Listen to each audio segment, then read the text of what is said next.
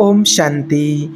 जो दान पुण्य भी करते हैं और पाप भी करते हैं उनकी क्या गति होगी। आज दुनिया में हम देखते हैं कि बहुत से लोग ऐसे हैं जो पाप कर्म से पैसा कमाते हैं और पाप कर्म करके फिर वो पुण्य करते हैं तो उनकी क्या गति होती है। दुनिया में लोग यही समझते हैं कि हम कैसे भी पैसा कमाएं, पाप कर्म से भी पैसा कमाया है, कहीं से भी पैसा लेकर के आए हैं और पाप कर्म से कमाए हुए पैसे का हम दान करते हैं, धर्म करते हैं, पुण्य करते हैं, ईश्वर के कार्य में लगाते हैं, अच्छी जगह पर लगाते हैं तो उससे हमारी सद्गति हो जाएगी, उससे हमारा पुण्य हो जाता है, ऐसा लोगों का मानना है। लेकिन आज जानेंगे कि वास्तव में ऐसे पैसे से हमें क्या होता है और पाप का कमाया हुआ पैसा कमा कर और लोग अपने आप को बड़ा धार्मिक दिखाना चाहते हैं। वो समझते हैं कि हम बहुत धर्म कर रहे हैं, एक तरफ गलत काम कर रहे हैं और एक तरफ दान पुण्य करते हैं, तो उनकी गति क्या होती है। तो देखिए, उनकी गति दुर्गति ही होती है। उनके साथ दोनों ही चीज़ें होती हैं, जो अशुभ कर्म कर रहे हैं उसका भी फल मिलेगा और जो पुण्य कर्म कर रहे हैं उसका फल भी मिलेगा, लेकिन उनकी सद्गति नहीं हो सकती है। पुण्य से पाप नष्ट नहीं होता है, वो एक अलग चीज़ है।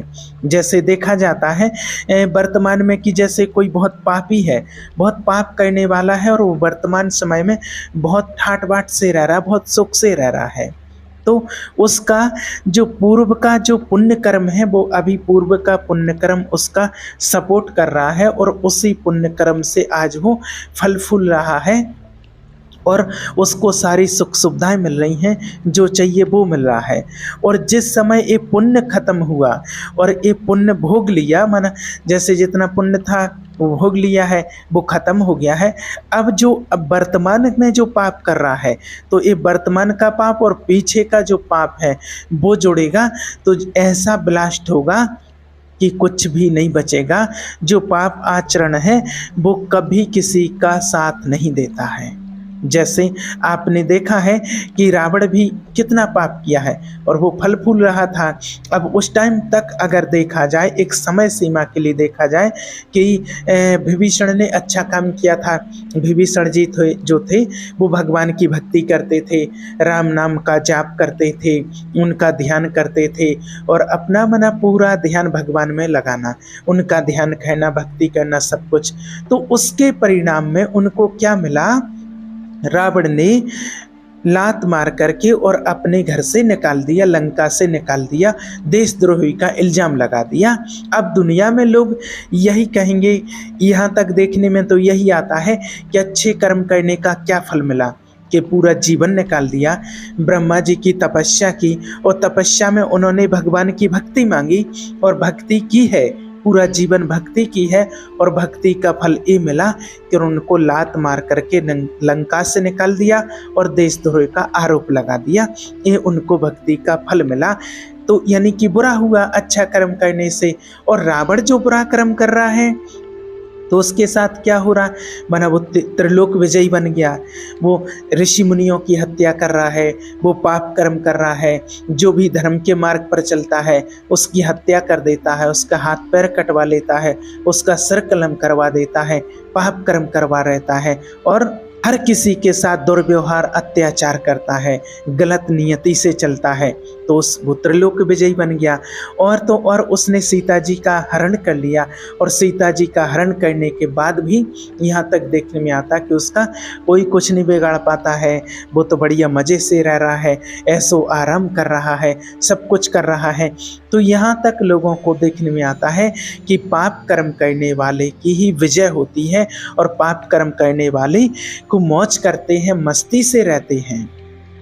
और जो धर्म के मार्ग पर चलता है, जो भक्ति करते हैं, उनके साथ हमेशा बुरा ही होता है। लेकिन आप सभी ने देखा है, ये बात आज इसलिए बता रहे हैं और इस टॉपिक पर लेकर के इसीलिए वीडियो बनाया है क्योंकि बहुत लोगों के इस प्रकार के कमेंट हैं। आज ही कमेंट आया है 2-3 बहनों का और एक बहन है जो बहुत माना इस टाइम पर वर्तमान समय में उसके पास बहुत दर्द है, वो बहुत पीड़ा से गुजर रही है। उसका एक भाई था जिसका एक्सीडेंट में डेथ हो गया है, उसके पिताजी बहुत परेशानी प्रॉब्लम में है, पैरालाइज पैरालिसिस हुआ है, उसकी माताजी चल नहीं सकती हैं, तो वो एक ही इकलौता बेटा था जो उनकी सेवा करता था और वो चला गया है। अब इसके कारण से उनको बहुत दुख है और वही उनकी सेवा करता था। वो रोती है और वो हमेशा बस यही कहती है कि हमने जीवन भर भगवान की पूजा की है, भगवान का ध्यान किया है, भक्ति की है और आज उसका परिणाम ये मिला है। अब वो ये तो नहीं समझते हैं कि आखिर पूर्व में क्या था और आगे क्या होगा, ये तो ज्ञान है नहीं, तो इसलिए बहुत दुखी होती रहती हैं। इस प्रकार के और बहुत लोगों के कमेंट्स हैं, इसलिए आज आपको बता रहे हैं कि लोग और वो यही कहते हैं कि जो पाप कर्म कर रहे हैं वो बड़ी मज़े से रह रहे हैं, मौज कर रहे हैं, उनको कुछ नहीं हो रहा। जो पाप करने वाले हैं उनको तो जुकाम भी नहीं हो रहा है और जो धर्म के मार्ग पर चलने वाले हैं उनको इतनी पीड़ा, इतना दर्द, इतनी परेशानियां उनको बढ़ती जा रही हैं। तो इस बात को आज थोड़ा सा हमें अच्छे से समझना है। जैसे आपको बताया है कि देखिए वही कारण कि रावण ने सीता जी का भी अपहरण कर लिया, इतनी हत्याएं की, फिर भी उसका बोलबाला है, त्रिलोक विजयी है, उसको किसी का डर नहीं है, भय नहीं है, वो बढ़िया मौज से मस्ती से रह रहा है। लेकिन समय आने पर, क्योंकि यहाँ थोड़ा समय का इंतजार रहता है, रावण के साथ जो हो रहा था तो वो अभी जो वर्तमान में जो उसके साथ जो हो रहा है, तो जो उसने पहले तपस्या की है, जो अच्छे कर्म किए हैं उसका फल वो साथ दे रहा है, इसलिए वो अभी फल फूल रहा था। और जैसे ही उसका वो पुण्य कर्म नष्ट हुआ, जो उन्होंने पुण्य किया था वो पुण्य कर्म उसने पूरा भोग लिया, उसको तपस्या का फल मिल गया और वो भोग लिया। और जब वो तपस्या का फल पूरा हो गया, उसके बाद जो उसका पाप, वर्तमान का पाप और पहले जो पाप किए थे वो पाप जब दोनों एक साथ मिले तो ब्लास्ट हो गया। और कुल कहते ही कहा भी जाता है कि 1 लाख पूत 1.25 लाख नाती जिसके घर में दिया ना बाती। 1 लाख पूत 1.25 लाख नाती होते हुए जिसके कुल में कोई एक दिया बत्ती जलाने वाला भी नहीं बचा।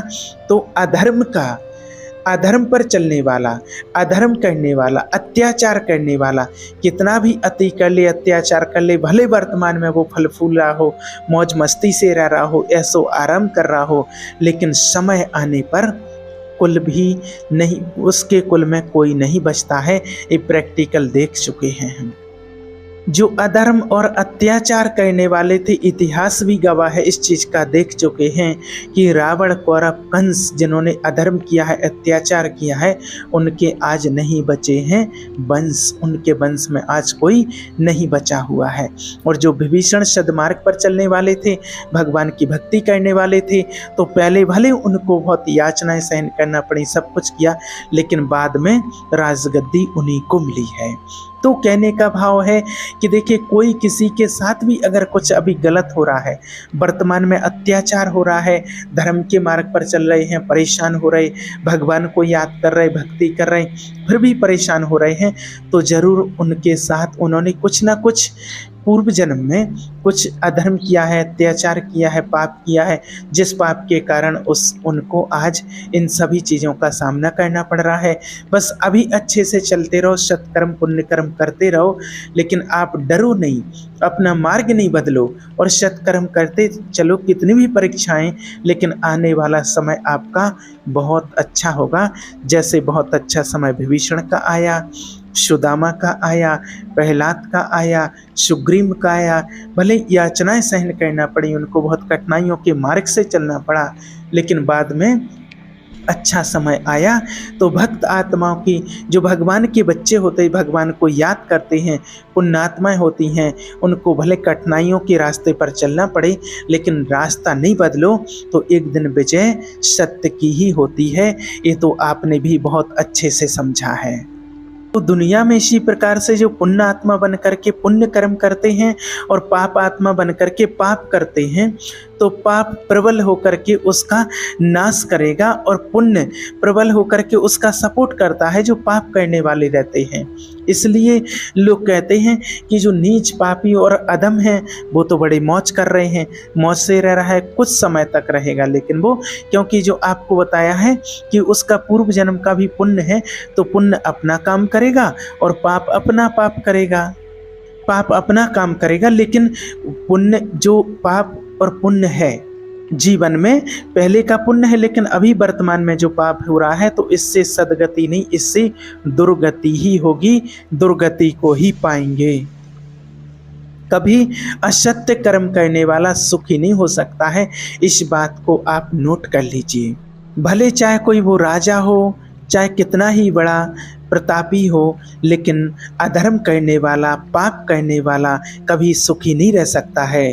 प्रैक्टिकल में देखा है, यहाँ वर्तमान में भी देख रहे हैं। जैसे कोई अत्याचार करके, अधर्म करके और पैसा कमा लेता है तो उसको अंदर अंदर बहुत डर रहता है और उसको नींद नहीं आती है कि कहीं कुछ हो ना जाए, कहीं पुलिस ना आ जाए, कहीं मैं पकड़ा ना जाऊं, कहीं छापा ना लग जाए। और ज़्यादा धन हो जाए तो उसको अंदर से घबराहट होती है, कहीं अटैक ना आ जाए, मुझे कुछ बीमारी ना हो जाए, नहीं तो मेरे पैसे का क्या होगा। रावण हुआ है, कंस हुआ है, इतने बड़े बड़े प्रतापी राजा हुए हैं, लेकिन इतने बलशाली थे, त्रिलोक विजयी हुए हैं, लेकिन उनको भी अंदर से एक भय था। क्योंकि जो पाप होता है ना, वो सुख से रहने नहीं देता है, वो सुख से जीने नहीं देता है। उनको अंदर ही अंदर वो भय लगा रहता है। जो पाप कर्म से पैसा कमाते हैं, पाप करते हैं, अत्याचार करते हैं, क्योंकि वो पाप है, जो अत्याचार है, जो अधर्म है, वो उनके यहाँ पर पल रहा है। और वो पल करके जब बड़ा होता है और जब वो फल देने लायक होता है तो उसका फल भोगना पड़ता है। और उनको हमेशा डर रहता है कि इसका हमें कभी ना कभी फल मिलेगा, जो आज हम अधर्म या अत्याचार कर रहे हैं। इसलिए अधर्म करने वाला कभी ना तो सुख से रह सकता है, ना सुख से सो सकता है, ना सुकून से खा पी सकता है। और जो धर्म से चलने वाला होगा, चाहे वो कम कमाई हो उसकी, चाहे भले बहुत कम दिन में कमाता हो, लेकिन वो सूखी रूखी रोटी खा करके, दाल रोटी खा करके और चैन की नींद सोता है। और अधर्म से कमाने वाला हलवा पूड़ी खाता है और उसको खपता नहीं है, और उसको डल्लब के गद्दों पर रात को नींद नहीं आती है, वो करवटें बदलते रहता है रात भर। इसलिए आप ऐसा ना सोचें कि अधर्म से कमाने वाला सुखी है। नहीं, ऐसा कभी नहीं हो सकता है। उनका परिणाम दुर्गति ही होगी। असत कर्म करने वाला कभी भी सुखी नहीं हो सकता। और सत्कर्म करने वाला, जिससे केवल सत्कर्म हो रहे हैं, वो थोड़ा वर्तमान में दुख उसके साथ दुख होगा तो वो दुखी दिखाई देगा, लेकिन सत्कर्म करने वाला वर्तमान में तो दुख ही दिखाई देगा। जो पूर्व पाप क्षय होने के लिए, जहाँ उसका पूर्व पाप क्षय हुआ, नष्ट हुआ, तो सुख की धारा में पड़ जाएगा और एकदम सुख की धारा में पड़ जाएगा और एकदम आनंद ही आनंद भोगती हैं वो आत्माएं। और जो धर्म की आड़ में ऐसे काम करते हैं, उनकी दुर्गति पक्की होती है। जो धर्म की आड़ लेकर के पाखंड और पाप कर्म करते हैं, उनकी दुर्गति पक्की होती है। अब इसमें दो चीज़ें होती हैं, इसको समझना होगा कि एक तो हम सत्कर्म से चलना चाहते हैं, लेकिन हमारा सच्चाई से चलना चाहते हैं, पर हमारा पूर्व कर्म और स्वभाव ऐसा रहा है कि वो हमें बार बार घसीटता है गंदे आचरण की तरफ, और हम अंदर से जल रहे हैं, तो उसकी सद्गति होती है, पश्चाताप हुआ उसका। लेकिन जो हर्षित होकर के पाप कर्म करते हैं और पुण्य कर्म के सोचता है कि मैं पाप को मिटा दूंगा, उसकी दुर्गति ही होगी, उसकी सद्गति नहीं हो सकती है। पाप का धन जो कमाया हुआ है, उससे कभी पुण्य कर्म होता ही नहीं है। और धर्म के द्वारा कमाए हुए धन से ही धर्म होता है। तो पाप के द्वारा कमाया हुआ धन, पापी पुरुष के द्वारा किया हुआ जो पुण्य जो है, वो पापमय ही होता है। जैसे आज इस दुनिया में देख रहे हैं कि जैसे किसी ने बहुत बड़ा अपराध किया है, पाप किया है, और उसने आकर के फिर 500 रुपये दान कर दिए हैं। कोई अधर्म से कमाई करके लाया है, चोरी करके लाया है, या कुछ और करके लाया है और गलत काम करके लाया, फिर उसने 500 1000 रुपये किसी मंदिर में, किसी आश्रम में, कहीं पर भी दान पुण्य कर दिया है। तो जो 500 1000 रुपये आया है किसी धार्मिक स्थल पर, तो वो आपके जो धर्म करने वाली आत्माएं होंगी, सदमार्ग में पुण्य करने वाली आत्मा, संत महात्मा कोई भी होंगे, तो उनके वो मार्ग में विक्षेप ही पहुंचाएगा। तो पापी पुरुष के द्वारा दिया हुआ पुण्य भी पाप ही हुआ, क्योंकि वो हमारे भजन में, भगवान के ध्यान में विक्षेप पहुंचाए, दूरी बनाई, तो ये भी तो पाप ही हुआ ना। इसलिए पाप तो देखिए बहुत दुख प्रदान करने वाला होता है, इससे बचना ही चाहिए। जैसे कोई व्यक्ति होता है, किसी तरीके से गलत ढंग से पैसा कमाया और कहते हैं कि माना हम चलो 10 मान से इसका 10% हम दान कर देते हैं, महात्मा को दे देते हैं, किसी आश्रम में देते हैं, मंदिर में लगा देते हैं। तो इससे क्या होता है, तो जो साधना करने वाली आत्माएं हैं उनकी साधना में वो विक्षेप पहुंचाएगा, वो बाधा पहुंचाएगा, तो ये भी तो पाप बना ना। तो पाप से कभी पुण्य हो ही नहीं सकता है, पाप से कभी पुण्य नहीं हो सकता है। जो ऐसे भ्रम में हैं उनकी बड़ी दुर्गति होती है और ये दुनिया बड़े भ्रम में है। आप जब तक भगवान का, आपको जब तक सही ढंग से सत्संग नहीं मिलेगा, परमात्मा का ध्यान नहीं करेंगे, जब तक ध्यान नहीं करेंगे, मेडिटेशन नहीं करेंगे, तो आपकी बुद्धि शुद्ध और पवित्र नहीं होगी। तो वो पाखंड तो करेगा ही, नाटक तो करेगा ही। जब तक परमात्मा का सत्य का संग नहीं मिला है तब तक उस आत्मा की सद्गति नहीं हो सकती है, क्योंकि उसको अच्छे और बुरे का पता ही नहीं चलता है। जहाँ विवेक नहीं, वैराग्य नहीं, जहाँ भगवान का ध्यान नहीं, भक्ति नहीं, वहाँ पाखंड ही रहता है, वो तो नाटकबाजी ही रहती है। तो नाटक कहना तो सहज है, लेकिन धर्म के सद्मार्ग पर चलना ये बहुत कठिन बात होती है। धर्म से चलना कठिन बात होती है, ये दूर की बात होती है, ये सबके समझ में नहीं आती है।